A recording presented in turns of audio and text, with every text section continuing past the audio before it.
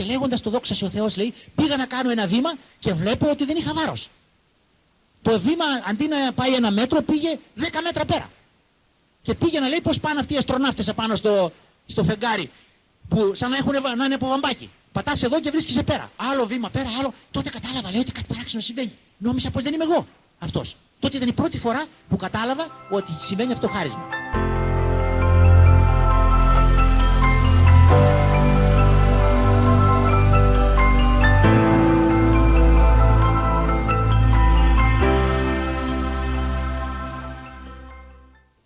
Η ερώτηση λοιπόν που του έκανα του γέροντα εκείνη την πρώτη μέρα ήταν η εξής. Του λέω, παππούλη, πότε πρώτη φορά στη ζωή σου κατάλαβες ότι έχεις αυτό το χάρισμα, ότι κάτι παράξενο συμβαίνει επάνω σου? Μου λέει, θα σου πω. Όταν ήμουνα στο Άγιο Όρος, μικρό παιδί, και ήμουνα υποτακτικός σε 2 γεροντάδες στην έρημο.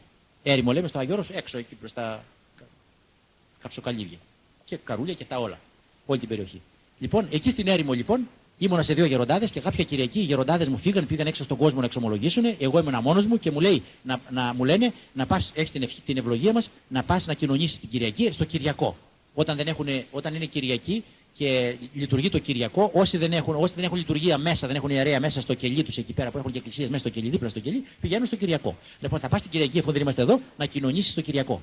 Πήγα, λέει, κοινώνησα στο Κυριακό και όταν κοινώνησα, βγήκα έξω.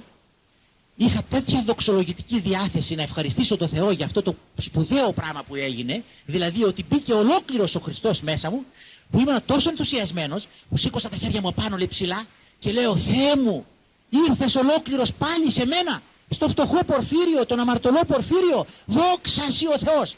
Και λέγοντας το δόξα σοι ο Θεός, λέει, πήγα να κάνω ένα βήμα και βλέπω ότι δεν είχα βάρος. Το βήμα αντί να πάει 1 μέτρο πήγε 10 μέτρα πέρα.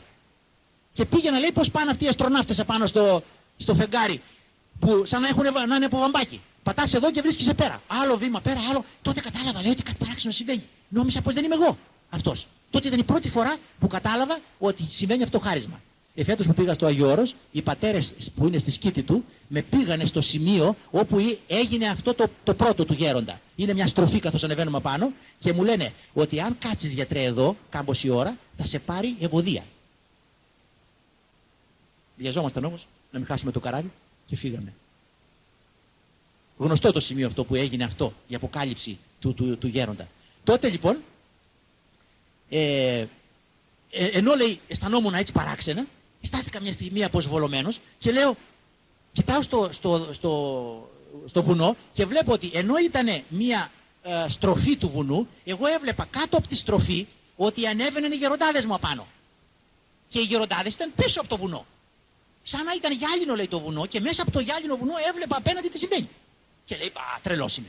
Τι γίνει εδώ πέρα? Κάτσα λοιπόν ακίνητος εκεί και περίμενα να δω, ήξερα το μονοπάτι πώς πάει. Περίμενα να δω αν όταν θα βγούνε στην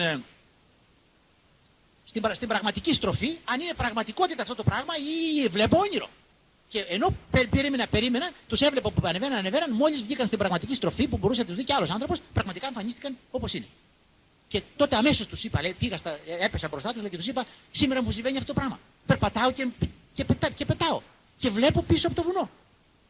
Και μου είπαν, τίποτα, την προσευχή σου εσύ, δόξα ο Θεός και τίποτα άλλο. Τον ησύχασαν, νέο παιδί, 16 χρονών έφηβος, τον ησύχασαν, βέβαια ήταν η πρώτη αποκάλυψη αυτή. Και 23 χρονών ήταν και ιερέας και πνευματικός. Ξομολογούσε 23 χρονών. Εμείς 23 χρονών τα παιδιά μας δεν τους έχουμε εμπιστοσύνη ακόμα αν θα περπατήσουν με το τρόλι, αν θα περάσουν απέναντι στον δρόμο, ξέρω και εγώ που θα πάνε. 23 χρονών πνευματικός.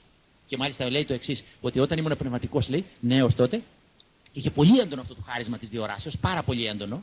Τώρα προς το τέλος της ηλικίας του έπρεπε να κουραστεί για να το ενεργοποιήσει. Και όταν ερχόταν, λέει, αυτοί οι άνθρωποι να εξομολογηθούν, κρατάγανε ένα χαρτάκι. Εγώ, λέει, έριχνα μια ματιά μόνον απάνω στο σώμα τους έτσι, τους κοίταζα και μετά δεν τους ξανακοίταζα, λέει, ποτέ, για να μην τους επηρεάσω. Και όπως ήμουν σκυφτός εκεί πέρα, αυτοί λέγανε και εγώ τους έλεγα, κοίταξε, τα 3, 4, 5 και 7, αυτά που έχει γραμμένα δεν είναι αμαρτίες. Πες το 8 και το 9. Αυτό είναι αμαρτία. Και έλεγε το 8 και το 9 και μετά λέει, πες μου τώρα και τα άλλα να σου πω ότι δεν είναι αμαρτίες. Και όταν έκανε τέτοιες αποκαλύψεις για τη ζωή τους, πήγαιναν αυτοί έξω και αντί για το διατυμπανίζαν και να οι άνθρωποι να εξομολογηθούν στο γέροντα. Τώρα να σας πω και κάτι άλλο που είναι της εποχής μας. Είναι τώρα αναστάσιμο. Ο γέροντας αγαπούσε υπερβολικά πάρα πολύ έντονα αυτή την περίοδο. Και το πάθος του Κυρίου, τη Σαρακοστή, και την Πεντηκοστή, όλη την περίοδο αυτή. Έτσι λοιπόν, εγώ μια φορά είχα γυρίσει από το Ιεροσόλυμα. Ήμουν σε ένα συνέδριο ιατρικό, είχα μια μικρή ανακοινωσούλα εκεί πέρα, και φυσικά το συνέδριο δεν με απασχολούσε και τόσο πολύ, όπως και σήμερα εδώ που τα λέμε, και με απασχολεί πιο πολύ να δω, να προσκυνήσω τον Πανάγιο Τάφο, να προσκυνήσω αυτά τα πράγματα, τα κοιμήλια μας που έχουμε εκεί πέρα. Και όταν πήγα λοιπόν στον Πανάγιο Τάφο 2-3 φορές, γύρισα από εκεί, πήγα στο γέροντα να τον δω, του έκανα το καρδιογράφημα, μου λέει έλα κοντά μου. Πήγα κοντά του, μου λέει δώσ' μου το χέρι σου. Εγώ άπλωσα το χέρι μου γιατί ήξερα, έβλεπα όταν ήμουν εκεί, ερχόταν άνθρωποι και τους έπιανε το χέρι το σφιγμό και τους έλεγε εσύ πρόσεξε το παιδί σου που είναι έτσι, εσύ πρόσεξε το άλλο, τους έκανε αποκαλύψεις δηλαδή πιάνοντας το σφιγμό. Νόμιζα λοιπόν ότι θέλει να κάνει και αυτό και σε μένα. Και του έδωσα το χέρι μου. Πού να ξέρω εγώ ότι αυτός εκείνη τη στιγμή ανασηκώνεται στο κρεβάτι του όπως ήταν και μου φυλάει το χέρι. Εγώ πρόλαβα να το τραβήξω. Να του πω γέροντα τι πάτε να κάνετε. Οπότε το πιασε όμως το φίλησε. Και μου λέει εσύ με αυτό το χέρι ακούμπησες επάνω στον Πανάγιο Τάφο. Και να μην το φιλήσω. Βρε ο άλλος λέει έχει ένα τόσο ξυλάκι από το τι είμαι ο ξύλο. Και το έχει για πολύτιμο και θαυματουργό. Και ο Θεός μας αφήνει ολόκληρο τον Πανάγιο Τάφο. Και εσύ τον ακούμπησες και εγώ που δεν μπορώ να πάω να μην φιλήσω το χέρι σου που τον ακούμπησε. Αυτό δεν σημαίνει ότι εσείς πρέπει να φιλήσετε το δικό μου τώρα χέρι. Επειδή μου το φίλησε ο πατήρ Πορφύριος. Λοιπόν, αγαπούσε το πάθος του Κυρίου πολύ. Μια μέρα μου λέει το εξής. Κάτσε να σου πω, λέει, τι μου συνέβη μια φορά και ξεφτυλίστηκα, λέει, μέσα στο εκκλησίασμά μου. Λέω, τι παππούλη, άλλο που δεν ήθελα εγώ να μου λέει τέτοια πραγματάκια. Λέει, ήμουνα στην Πολυκλινική, ήταν Μεγάλη Πέμπτη, ξέρεις, λέει, το κλίμα, ήταν και καθηγητέ πανεπιστημίου πίσω, η Ελιβιζάτη και άλλοι γιατροί και άλλοι της θεολογίας καθηγητέ κτλ. Και όπως ήμασταν όλοι εκεί πέρα μέσα και εγώ έλεγα τα Ευαγγέλια ένα-ένα, μόνος μου ήμουν, λέει, βγήκα στο Ευαγγέλιο και όταν διάβαζα, πάντοτε το διάβαζε εμελώς και αργά. Δεν ήθελε γρήγορα πράγματα. Άμα άκουγε γρήγορα, θύμωνε. Αργά. Τις προσευχές, λέει, και τα Ευαγγέλια και τα αναγνώσματα τα κάνουμε, όχι γιατί ο Θεός τα ξέρει, δεν είναι να τα πούμε για το Θεό, είναι να τα καταλαβαίνουμε εμείς και να τα προσευχόμαστε. Λοιπόν, έτσι λοιπόν, ενώ διάβαζε αργά, εμελώς το Ευαγγέλιο, την ώρα που έφτασε στο ηλί λαμάσα βαχθανή, του τέστη, Θεέ μου, είναι τι με εγκατέλειπες. Συγκλονίστηκα, λέει, κυριολεκτικά. Σηκώνω τα μάτια μου πάνω από το Ευαγγέλιο που κράταγα και βλέπω απάνω στο σταυρό τον Κύριο να στάζει αίματα. Αλλά πούσε, αυτά, λέει, δεν τα είδα, λέει, θαύμα. Μην πει στον κόσμο, λέει, ότι ήταν θαύμα. Το φαντάστηκα έτσι με το μυαλό μου, έτσι μου έκανε, έτσι το χεράκι του έκανε. Μην πεις, λέει, ότι ήταν θαύμα, ήτανε τίποτα. Απλώς το ένιωσα επειδή το διάβαζα στο Ευαγγέλιο. Και με πήρε το κλάμα, λέει. Και κλείνω το Ευαγγέλιο, το αφήνω πάνω στην Αγία Τράπεζα, γονατίζω κάτω και έκλαιγα, λέει, σαν μικρό παιδί. Και μετά λέω στον εαυτό μου, ρε Πορφύριε, στα χωριά το παπας κάνεις, ντροπή καθηγητέ πίσω. Εδώ, είπα μέσα μου, λέει, και σηκώνομαι, λέει, ρίχνω λίγο νερό στα μάτια μου και παίρνω το Ευαγγέλιο πάλι και βγαίνω έξω και βλέπω, λέει, ότι όλος ο κόσμος έκλαιγε. Έτσι ζούσε ο πατήρ Πορφύριος το πάθος του Κυρίου. Και να σας πω και κάτι αναστάσιμο. Πήγα την Ανάσταση μια φορά, μετά την Ανάσταση την διακινήσιμη εβδομάδα και μου λέει, κάτσε. Και κάθομαι. Λέει, πες μου το τροπάριο, έτσι έκανε το χεράκι του. Πες μου το τροπάριο, θανάτου εορτάζομαι νέκρωση. Λέω να το πω. Θανάτου εορτάζομαι νέκρωση, άδω την καθαίρεση, άλλης βιωτής της αιωνίου απαρχήν και σκυρτώντες κλπ. Το κατάλαβες, μου λέει. Λέω, το κατάλαβα. Εγώ νόμιζα ότι με ρωτάει αν κατάλαβα το περιεχόμενο. Το ξέρα το περιεχόμενο, το κατάλαβα. Πετάγεται λοιπόν στο κρεβάτι πάρει και λέει, τίποτα δεν κατάλαβες. Εσύ το διάβασες, λέει, σαν βιαστικός ψάλτης. Άκου, βρε παιδί μου, άκου εδώ, λέει, άκου. Θανάτου εορτάζομαι νέκρωσιν. Βρε σήμερα ο Θεός, λέει, δεν μας πέρασε από ένα ποτάμι από εδώ ως εκεί που μπορεί να περάσεις κολυμπώντας. Μας πέρασε σε μία άβυσσο απέραντη. Αιώνες ο κόσμος δεν μπορούσε να περάσει στη σωτηρία. Και μας πέρασε σήμερα. Θανάτου εορτάζομαι νέκρωσιν. Πάει ο θάνατος. Άδου την καθαίρεση. Έτσι το διαβάζουμε, όχι γρήγορα. Άλλης βιωτής της αιωνίου απαρχήν και σκυρτώντες υμνούμεν των αίτιων. Ξέρετε τι θα πει σκυρτώντες? Λέω, ξέρω. Λέει σκυρτώντες, ξέρεις, λέει. Σκυρτώντες, λέει, θα πει όπως το κατσικάκι κάνει όταν πάει και πίνει το γάλα από τη μαμά του και είναι έξω, πίνει λίγο γάλα και μετά φεύγει από τη μαμά του και πηδάει και κάνει πηδήματα και ξαναπάει πάλι κάτω από τη μαμά του και πίνει λίγο και ξαναπηδάει πάλι. Αυτό είναι σκύρτημα. Εμείς οι χριστιανοί, λέει, που πιστεύουμε στον αναστάντα Χριστό, που μας πέρασε, λέει, από αυτή την άβυσσο τη μεγάλη, όλους αυτούς που ήταν αιώνες που περιμέναν αυτή τη σωτηρία, αυτοί πρέπει να πηδάμε τώρα, να χοροπηδάμε. Αυτό θα λέμε, λέει, θανάτου εορτάζομαι νέκρωση. Και όλα, λέει, όλες οι δυστημίες, όταν έχεις οποιοδήποτε λόγο και είσαι κατσουφιασμένος και στενοχωρημένος, θα λες, μου είπε ο γέροντας να πω το τροπάριο αυτό, να το εφαρμόζετε κι εσείς. Και εγώ το κάνω. Άμα είμαι στενοχωρημένος, βρίσκω μια τρύπα, μια στιγμή και στέκομαι λίγο στον εαυτό μου και λέω, θανάτου εορτάζομαι νέκρωση. Άδω την καθαίρεση. Βρε Παπαζάχο, τι πρόβλημα έχεις, βρε? Τι πρόβλημα με το παιδί σου, με τη γυναίκα σου, με τα λεφτά σου, με το μέλλον σου, με τη φαλάκρα σου? Τι πρόβλημα έχεις? Ό,τι πρόβλημα να έχεις είναι τόσο μικρούλικο. Το μεγάλο έγινε. Η Ανάσταση έγινε του Χριστού. Αυτός είναι ο Πορφύριος. Έτσι ζούσε εκείνος την Ανάσταση και έτσι μας τη μετέδιδε και σε εμάς. Να τελειώσω ή να πω ακόμα? Εγώ να τα πω και να τα ξαναπώ πάλι από την αρχή για άλλους άμα χρειάζεται, αλλά δεν θέλω να σας κουράσω υπερβολικά. Ζούσε πολύ έντονα την παρουσία του Αγίου Πνεύματος. Ντρέπομαι, σας λέω, να μιλάω για αυτά, αισθάνομαι διχασμένος. Γιατί εγώ τώρα ξέρετε τι κάνω? Μιλάω για το πώς ζούσε ο άλλος. Ας ζούσα κι εγώ τόσο τουλάχιστον από εκείνον, να σας πω από δική μου εμπειρία. Αλλά η δική μου δεν είναι τίποτα. Λοιπόν, ζούσε έντονα λοιπόν την παρουσία του Αγίου Πνεύματος. Μια μέρα λοιπόν του λέω, εκεί που μιλάγαμε και μου έλεγε για αυτά τα θανάτου, εορτάζομαι νέκρωση και τα λοιπά, και σε έφερνε σε ένα σημείο που ήσουν έτοιμος να εξομολογηθείς. Να του πεις αυτό που αισθάνεσαι.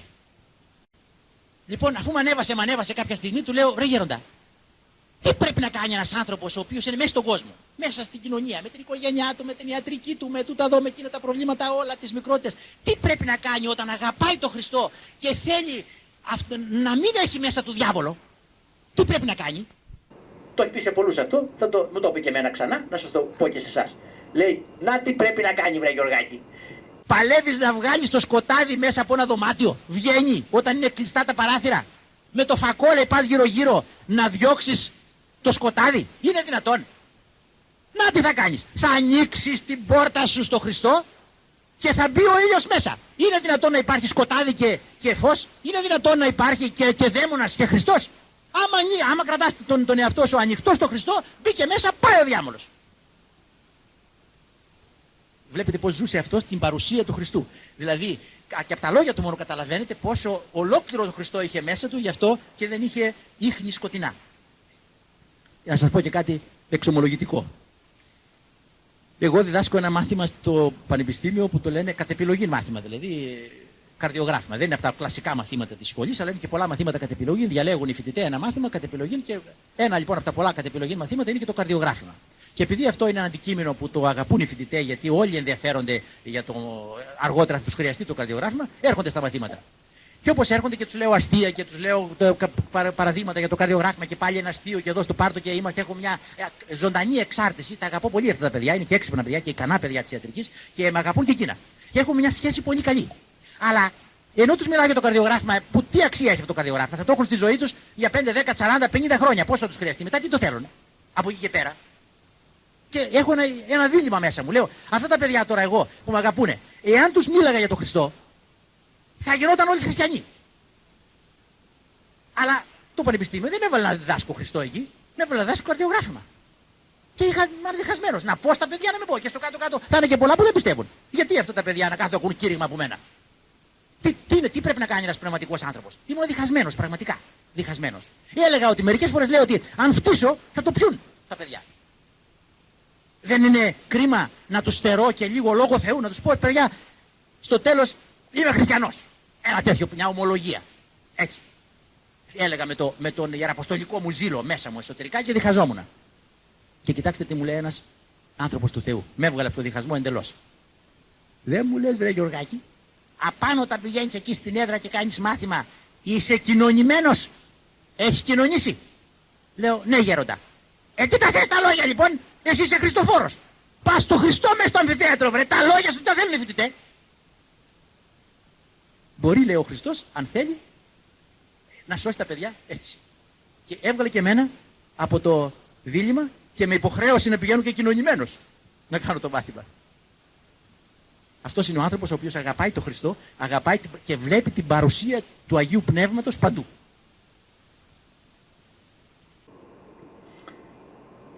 Να μην σας πω για τα πολλά, έχω τόσα πολλά, έχω ένα κεφάλαιο εδώ πέρα που το λέω η καρπή του Αγίου Πνεύματος στο γέροντα. Και έχω δύο σημεία, η ταπείνωσή του και τα δάκρυά του. Αν σας πω για τα δάκρυά του, θα πρέπει πρώτος να κλάψω εγώ, γι' αυτό άστο καλύτερα. Άστο. Να σας πω κάτι άλλο. Καλύτερα να μην πω σε αυτόν τον πειρασμό με αυτά τα δάκρυα του γέροντα. Να σας πω κάτι που έγινε πριν από κάμπος 2-3 μήνες, στον Καρέα, στο μοναστήρι, ένα γυναικείο μοναστήρι επάνω, στο οποίο πηγαίνουμε εγώ και η οικογένειά μου, πηγαίνουμε στη συνδεδεμένη εκεί πέρα με τις αδελφές, πολλά χρόνια τώρα. Και πάω και τις καθημερινές που έχει λειτουργία, γίνεται λειτουργία πρωί-πρωί, τελειώνει 8 η ώρα, ό,τι πρέπει για να πάω στο πανεπιστήμιο μετά. Λοιπόν, και μια μέρα έγινε λειτουργία εκεί πέρα πρωί-πρωί και βλέπω, μνημόνευσε ο ιερέας μια οικογένεια φίλων μου. Τα ονόματα κατάλαβα. Και αυτός καθόταν δίπλα μου. Του λέω, τι συμβαίνει? Σου πω μετά. Και βγήκαμε έξω και του λέω, τι έχετε επέτειο σήμερα και σας μνημόνευσε? Έχουμε, λέει, μια επέτειο σήμερα, την οποία τη γιορτάζουμε κάθε χρόνο. Του λέω, τι επέτειο? Αυτός είναι μηχανικός, πατέρας του αρχιτέκτονας. Και κτίζουν πολυκατοικίες και τέτοια πράγματα.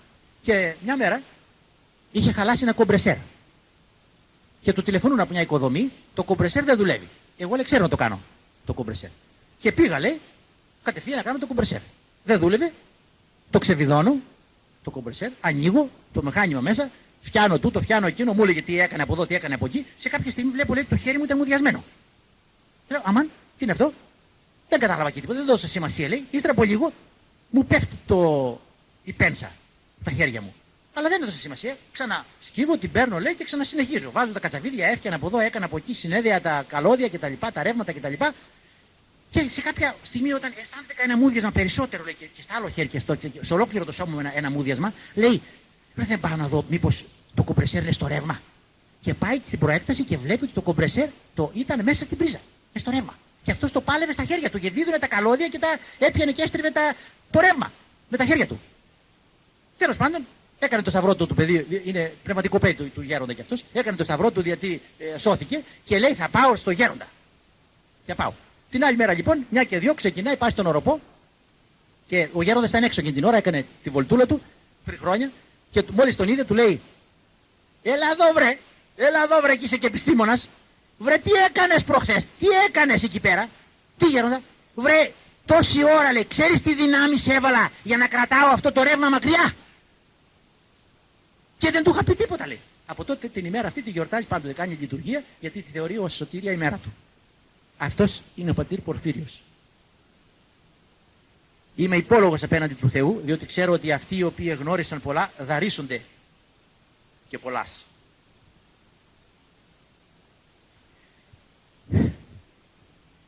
Τσαπούλη, να σας πω, να το πω. Όχι πως είναι τίποτα μυστικό αυτό, αλλά πρέπει να σκληρύνω εγώ. Να τα πω πολλές φορές, να σκληρυνθώ, να σταματάω να συγκινούμαι εγώ για να μπορώ να τα λέω μετά στους άλλους. Ταπεινός ο Παπούλης. Ξέρετε τη Διαθήκη του, τη διαβάσατε τη Διαθήκη του, τι λέει εκεί πέρα, πώς αισθάνεται ότι θα του πει ο Θεός τι θέλεις εσύ εδώ κτλ. Αν πει στον πατέρα Πορφύριο τι θέλει εδώ και τον διώξει, αλίμονο. Τότε πού θα πάμε εμείς? Για σας δεν ξέρω, για μένα ξέρω ότι θα είμαι μαζί του, Έτσι είπε. Θα πάμε μαζί στην κόλαση, είπε. Λοιπόν, ταπεινός ο Παπούλης και μια φορά είχα πάει στην Αγγλία, πηγαίνω έρχομαι συχνά. Ξέρετε τον πατέρα Σοφρόνιο, πολλοί από εσάς. Είναι ένας άλλος γέροντας 97 χρονών, έχει ένα μοναστήρι στο Έσεξ. Το ξέρετε, είναι και αυτό στα τελευταία του αυτόν τον καιρό. Είναι πολύ ηλικιωμένος γέροντας και πολύ προχωρημένος. Οι αδερφοί τώρα ετοιμάζουν τον τάφο του και προχθές τον πήραν, τον ευλόγησε κτλ. Ο ίδιος είναι έτοιμος. Και αυτός είναι σοφός άνθρωπος ο πατήρ Σοφρόνιος. Σε αυτόν όσοι πήγατε, όσοι τον ξέρετε, πρέπει να ξέρετε ότι είναι φιλόσοφος, είναι θεολόγος, είναι πατέρας της Εκκλησίας, μεγάλος διδάσκαλος της Εκκλησίας. Τα βιβλία του είναι πατερικά, εξομολογητικά. Και έχει ένα μυαλό που αν του μιλάς, εγώ ντρέπομαι να του μιλήσω. Όταν πάω δεν πήγα όπως πήγαινα τον πατέρα Πορφύριο που σας είπα ότι μπορούσα και να τον ζουλήξω, γιατί ήταν απλούς. Αυτός είναι μεγάλο μυαλό. Πρέπει να ξέρεις, να σκέφτεσαι όταν σου μιλάει. Κάθε κουβέντα και είναι θεολογία. Είναι πολύ μεγάλο δυνατό μυαλό. Λοιπόν, Κάθε φορά λοιπόν που πήγαινα στον πατέρα Σοφρόνιο, έπαιρνα χαιρετίσματα για τον πατέρα Πορφύριο. Και κάθε φορά που πήγαινα στον πατέρα Πορφύριο, έπαιρνα χαιρετίσματα για τον πατέρα Σοφρόνιο και τα πήγαινα πέρα δόθε γέφυρα. Λοιπόν, μια φορά λοιπόν ο πατήρ Σοφρόνιος μου είπε να πέσει στον πατέρα Πορφύριο, λέει, σε παρακαλώ, να προσεύχεται για μας. Πήγα λοιπόν στον πατέρα Πορφύριο και του λέω, Γέροντα, ο άλλος ο γέροντας από πέρα μου είπε να σας πω να προσεύχεστε για αυτούς.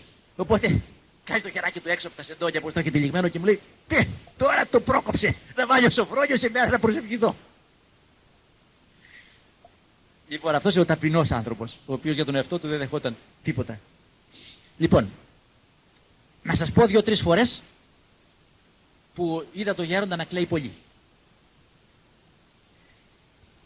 Η μία ήταν όταν είχε σκοτωθεί, είχε πεθάνει το παιδάκι ενός φίλου οφθαλμιάτρου στην Αθήνα. Αυτοκινηστικό δυστύχημα, πέρναγε την οδό Μεσογείων, 12 χρονών κοριτσάκι. Ο γέροντας τα αγαπούσε πάρα πολύ, ήταν το πρώτο παιδί αυτής της οικογένειας, με πολλά παιδιά αυτή η οικογένεια. Το παρέσανε αυτοκίνητο και το σκότωσε επί τόπου. Καταλαβαίνετε τον πατέρα, ο οποίος βέβαια έδωσε και τα μάτια του και τα νεφρά και τα λοιπά του παιδιού, τελικώς αν το είδατε στις εφημερίδες, αλλά τραυματίστηκε αφάνταστα και η οικογένεια ολόκληρη και όλοι μας οι φίλοι. Την ώρα της κηδείας λοιπόν, εγώ δεν μπορούσα να πάω γιατί είχα ιατρείο. Και αυτό είναι με ραντεβού. Και οι άνθρωποι είχαν κλείσει ραντεβού 15 μέρες, 20 μέρες πριν. Δεν μπορούσα τώρα να τους πω ότι ξέρετε, εγώ κάτι έκτακτο έχω και θα φύγω. Ήθελα πολύ να πάω σε αυτή την κηδεία, διότι αυτό είναι συμμετοχή πλέον. Αλλά λέω ότι ας με συγχωρέσει ο Θεός, δεν μπορώ να πάω, δεν μπορώ να αφήσω τους ανθρώπους εκτεθειμένους. Δεν πήγα. Είχα ανοιχτό όμως το τηλέφωνο, δεν είχα τον αυτόματο που βάζω καμιά φορά. Και εκείνη την ώρα λοιπόν, ντρανκ χτυπάει το τηλέφωνο και με παίρνουν οι αδερφές από τον οροπό, από τον πατέρα Πορφύριο και μου λένε, τρέξε, ο γέροντας πεθαίνει. Λέω, τι συμβαίνει? Δεν είναι καλά, έπεσε κάτω, λιποθύμησε. Λέω, έρχομαι, δώστε του κάποια πρώτη βοήθεια, αν μπορώ να σας το τηλέφωνο να σας πω, γιατί στο αρθώ εκεί θέλω μια ώρα. Και είχα και έναν άρρωστο ακόμα έξω που περίμενε. Οπότε πραγματικά είχε το τηλέφωνο ανοιχτό, άκουγα από τότε, τον τραβήξανε, τον συνέφεραν λίγο τέλος πάντων. Ανέλαβε, μίλησε ο παππούλης και τα λοιπά, μίλησε και εμένα λίγο στο τηλέφωνο και λέω, έρχομαι γέροντα κι εγώ. Καλά, μη βιάζεσαι, έλα, αλλά μη βιάζεσαι. Καλά είμαι. Λοιπόν, συνήθω, ξάπλωσε, πήγα κι εγώ. Όταν πήγα, είχε τελειώσει η κηδεία. Και ο πατέρας, ο γιατρός αυτός, έκρινε σκόπιμο και καλά έκανε, ότι ο πατήρ Πορφύριος δεν μπόρεσε να πάει στην κηδεία βέβαια, έκανε σκόπιμο να πάει στο γέροντα μετά την κηδεία να τον δει, να παρηγορηθεί τέλος πάντων. Και ο πατήρ Πορφύριος το περίμενε. Και πραγματικά όταν εγώ πήγα και άνοιξα το κελί του, ήταν μέσα ο πατέρας, ο Πενθών και ο πατήρ Πορφύριος και δεν μιλάγανε. Καθόλου. Με ειδοποιεί η αδερφή απ' έξω, μου λέει, είπε ο γέροντας, θα μπεις μέσα, αλλά δεν θα μιλήσεις καθόλου. Είναι πολύ συγκινημένος. Πραγματικά μπήκα μέσα, αλλά εγώ είδα μπροστά μου και τη στιγμή τον γιατρό που είχε το παιδί του, το έθαψε πριν από μια ώρα και εγώ δεν πήγα. Λοιπόν τον αγκάλιασα τον γιατρό και φιλιόμασταν. Και όπως καθόμασταν εκεί πέρα κλαμμένοι και οι δυο, ακούμε τον γέροντα να πετάγεται και να λέει, έξω και οι δυο από εδώ, έξω δεν σας αντέχω. Και μας πέταξε και τους δυο έξω. Ύστερα από λίγο λέει, πες του παπαζά έχουν έρθει μέσα. Πήγα λοιπόν μέσα και μου λέει, με συγχωρείς, λέει, που σας έδιωξα έξω έτσι, αλλά ξέρεις, λέει, τι έχω σήμερα? Τι γέροντα? Λέει, σήμερα, λέει, έβλεπα την ώρα της κηδείας ένα φως δυνατό επάνω από την εκκλησία και όλη την ώρα της κηδείας έβλεπα αυτό το φωτεινό άστρο και όταν περπάταγε το φέρετρο προς το μνημείο πάλι το έβλεπα και όταν μπήκε το παιδί και το παραχώσαν μέσα και το σκεπάσαν, τότε σταμάτησα να το βλέπω. Λοιπόν λέω, σταμάτα γέροντα, γιατί έτσι πως πάμε και εσύ θα πάρεις κάτι δει και εγώ θα πάρω κάτι δει. Λοιπόν, αυτός ήταν ο γέροντας των δακρύων που συμμετείχε στον πόνο των άλλων.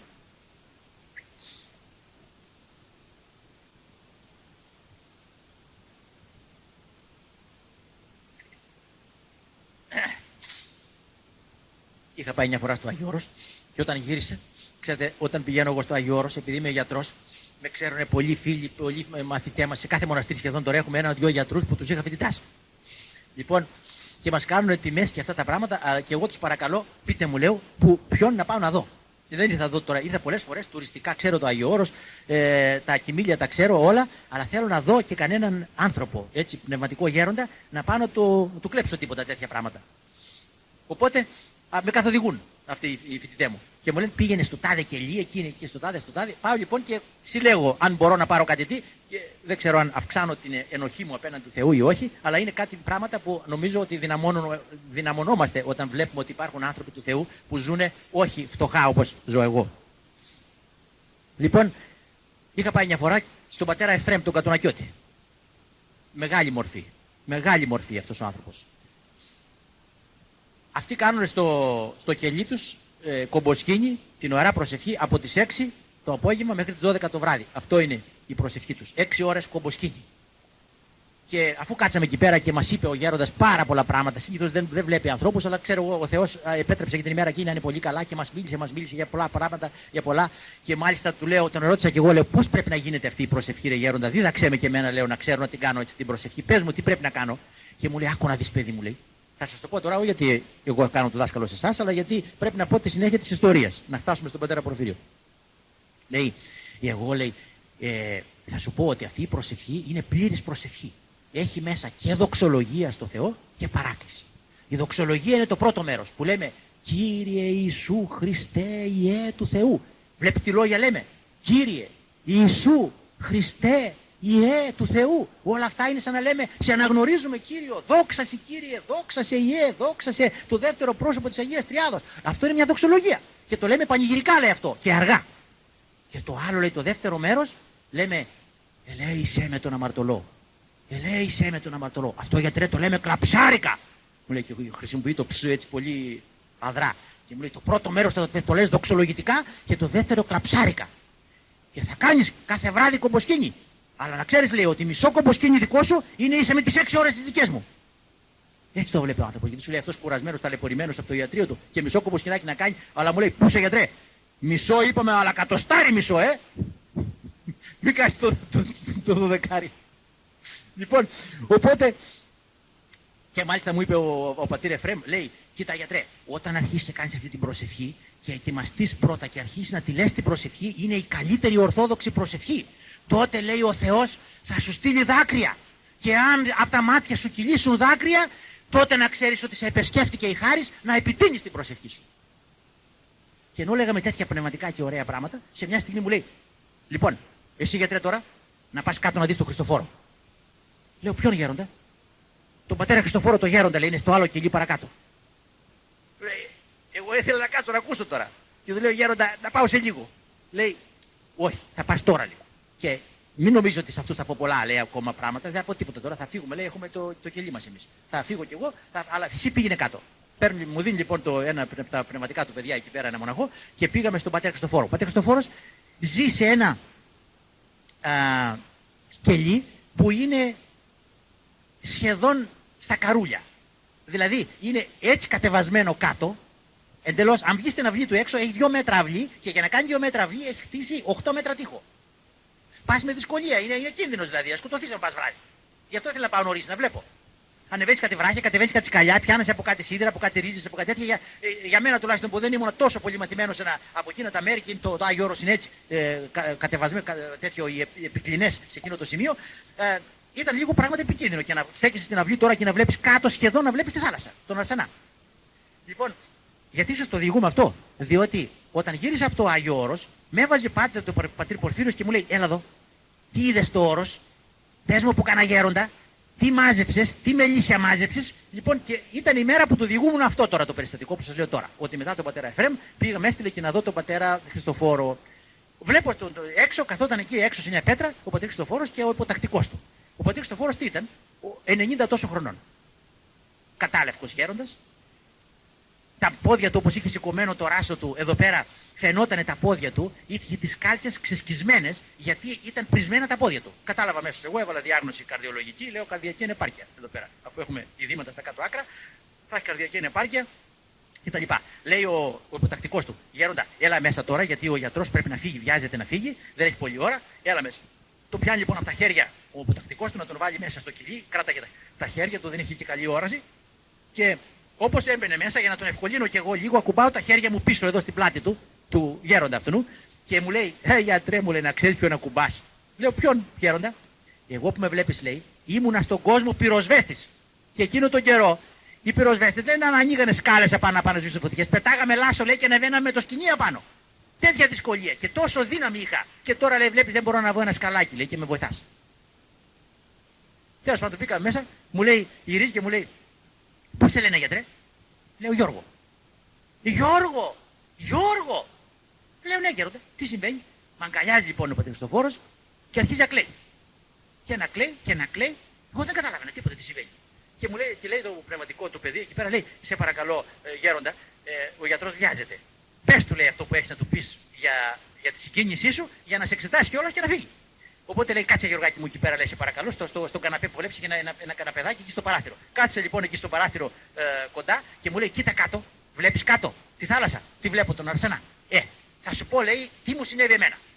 Όταν ήρθα εδώ από τον κόσμο 27 χρονών, είχα πολύ καλή φωνή. Ήμουνα ψάλτης καλήφωνος. Και με παρέσυρε αυτό να πάω στο όρος για να ψέλνω. Και ετρεφόταν και ο εγωισμός μου, λέει, γιατί παντού όπου πήγαινε έψελνα πρώτος.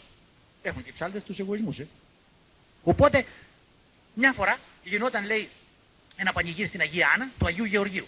Και μου λέει, με καλούνε και μου λένε, Πάτερ Χριστόφορε, σε περιμένουμε για το πανηγύρι. Εντάξει, έρχομαι. Εγώ νόμιζα ότι θα πάει είμαι πρώτος πάλι. Θα ψάλω κανονικά, πρώτος. Αλλά αυτοί για πρώτο με βάλανε, λέει, δομέστικο, λαμπαδάριο, ξέρω εγώ, δεύτερο, τρίτο. Και ενώ εγώ είχα ετοιμασμένα πια δοξαστικά θα πω, τι θα πω στις καταβασίες, τι θα πω εδώ, τι θα πω εκεί, αυτοί είχαν τα δικά τους, λέει. Και ήταν άλλοι απάνω στο σασίδι και εγώ έπρεπε να κάτσω δίπλα, λέει, να λέω και εγώ που εκεί που έκανα τροπάριο και να ισοκρατώ.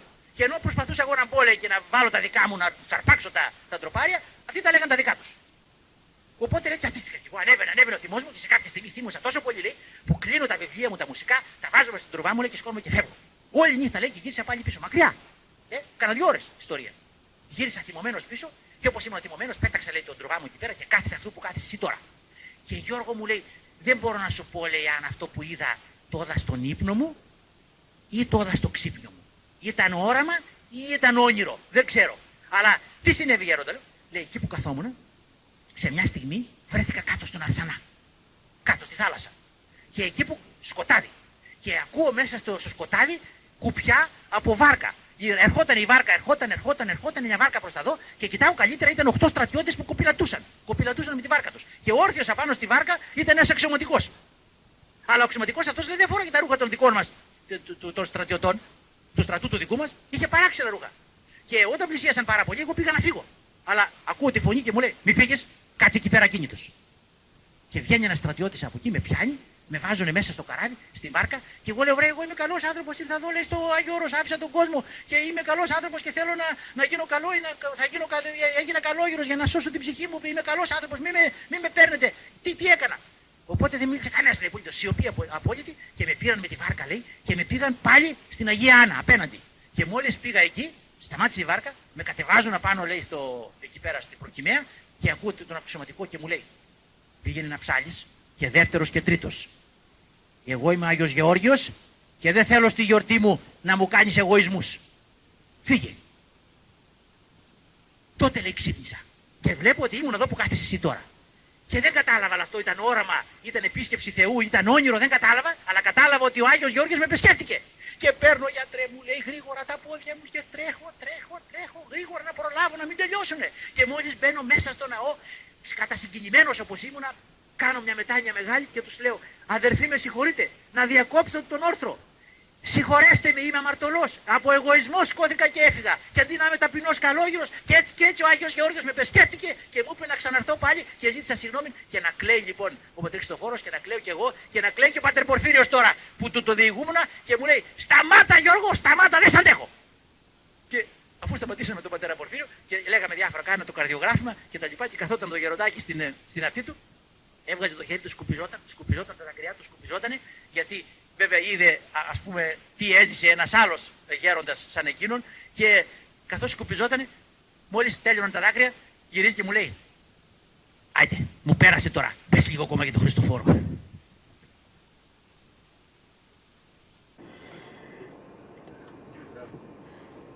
Λοιπόν, αν θέλετε να μην πω τίποτα άλλο για τον πατέρα Πορφύριο, να ακούσουμε λίγο τη φωνή του. Μερικοί την έχετε ακούσει, υπάρχει κυκλοφορήσει μια κασέτα με τη φωνή του. Αν θέλετε να τη βάλουμε σε ένα από αυτά τα κασετόφωνα. Έχω την κασέτα εδώ.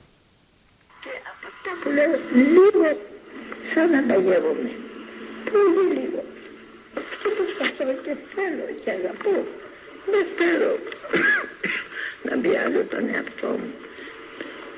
Αλλά πολλές φορές τα ζω με τη χάρη του Θεού, χωρίς να μιλάω. Δεν μου επιτρέπεται. Ό,τι μου επιτρέπεται το λέω. Αλλά δεν μπορώ να πω πάντοτε. Λοιπόν, ζωή χωρίς Χριστό δεν είναι ζωή.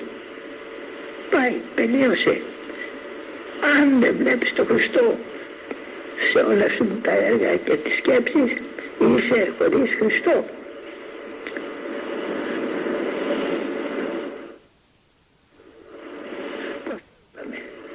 Κατάλαβες. Θυμάμαι και ένα τραγούδι. Συν Χριστό πανταχού, φόβος ουδαμού. Το έχετε ακούσει? Συν Χριστό πανταχού, φόβος ουδαμού.